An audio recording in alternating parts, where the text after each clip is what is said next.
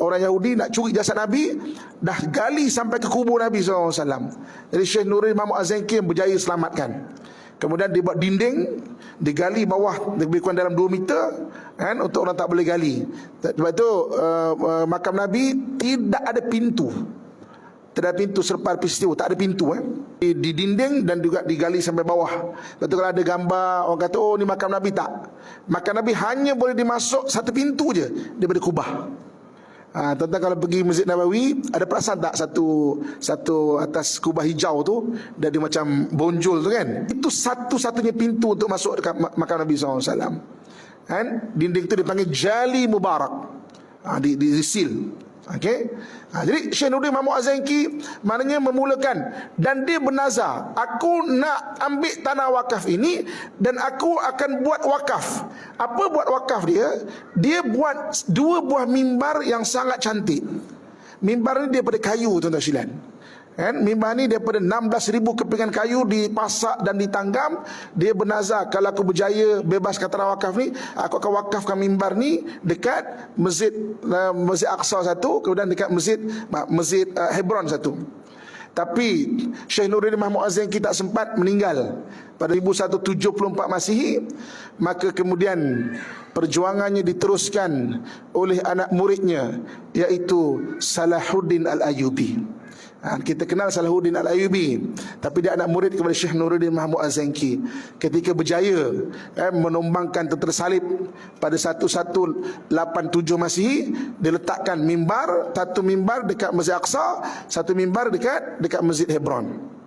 Yang menariknya tuan-tuan sekalian, teknologi kayu negara-negara Islam adalah daripada Nusantara. Dan kalau tuan-tuan ada peluang pergi ke sana, bunga-bunga yang ada dekat mimbar itu adalah bunga-bunga daripada tanah Melayu, awan larat dan sebagainya.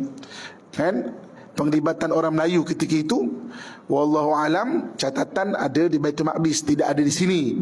Kenapa tidak ada di sini? Sebab 1511 kita punya buku-buku semua diangkut oleh penjajah. Kan, penjajah nak supaya kita tak tahu sejarah kita. Dia curi semua buku-buku daripada Melaka tu. 2 buah kapal angkut, dan dia kata kapal tu tenggelam di Goa. Tapi banyak kan analis sejarah kata kapal tu tak tenggelam sebenarnya.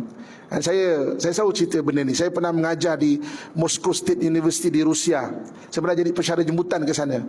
Di sana ada 13 manuskrip Melayu yang tak ada di mana-mana tempat. Saya tengok dengan mata kepala saya sendiri. Sebab saya pensyarah kat sana, saya boleh masuk perpustakaan bertanda merah. Perpustakaan bertanda merah ni tak semua orang boleh masuk. Budak PhD pun tak boleh masuk. Hanya pensyarah saja boleh masuk. Kan? Kalau pensyarah bawa budak PhD baru boleh masuk. Saya balik, saya bincang dengan UM, saya bincang dengan UAE, keperluan untuk hantar budak buat PhD kat sana. Antaranya undang-undang bertulis bangsa kita Melayu sebelum wujud tulisan Jawi. Apa Mak Saleh kata? Orang Melayu ni undang-undang dia adalah undang-undang adat daripada mulut ke mulut. Tapi saya tengok undang-undang catatan bangsa kita Melayu sebelum wujud tulisan Jawi lagi, tulisan rencong, tulisan aksara. Kan? Dalam dunia ni tak ramai yang boleh baca. Saya tanya Prof tu, berapa orang Malaysia tak ada yang baca? Indonesia ada. Waktu itulah, ini 2009. Sekarang tak tahu hidup lagi ke yang boleh baca ke tak, wallahu alam. Jadi maknanya catatan kita pun tak tahu. Tapi di Baitul Maqdis tu bawah tu dia ada maktabah Hittiniyah, ada perpustakaan Hittiniyah dia panggil. Dekat situ ada lebih 1,5 juta manuskrip dan kitab-kitab. Kan? Orang Yahudi nak bakar masjid, kan ada peristiwa orang Yahudi busa nak bakar masjid dan sebagainya. Bukan nak bakar masjid. Masjid bakar boleh dibuat balik. Dia nak bakar tu perpustakaan bawah tu, tuan-tuan sekalian. Manuskrip dan kisah-kisah sejarah dia nak bakar bawah tu sebenarnya. Kan? Dan dia berusaha nak ambil apa kitab ke apa dalam tu. 2 tahun lepas Masjid Aqsa pernah dikepung selama 55 jam. Dan orang Islam langsung tak boleh masuk. Dia kata ada pengganas apa. Tapi yang dipecahnya adalah perpustakaan tu. Dan perpustakaan tu yang dipecahnya. Apa yang diambil dan dicari di perpustakaan tu. Jadi 1187 tombang Masjid Aqsa. Maknanya dapat diambil balik Masjid Aqsa. Sekarang berada di orang Yahudi.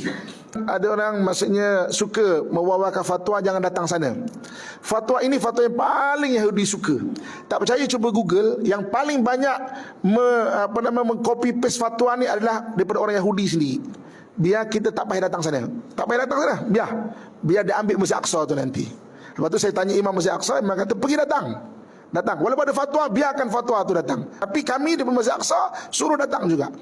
Kan? Suruh datang. Boleh datang, datang. Tak boleh hantar minyak, maka kamu datang sana semayang. Kalau tak boleh hantar minyak tu dulu lampu-lampu ni dihidupkan dengan minyak, hantar minyak. Hantar minyak tu hantar bantuan untuk memakmurkan Masjid Aqsa. Kalau kamu hantar, macam kamu berada di sana, semayang di sana.